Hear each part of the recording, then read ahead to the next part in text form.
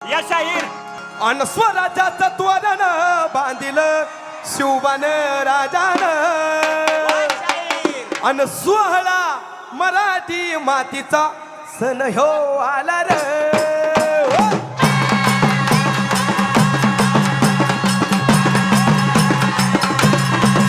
स्वराज्याचं त्वरण बांधिल शिवबान राजान सोहळा मराठी मातीचा सण ह्यो आला रे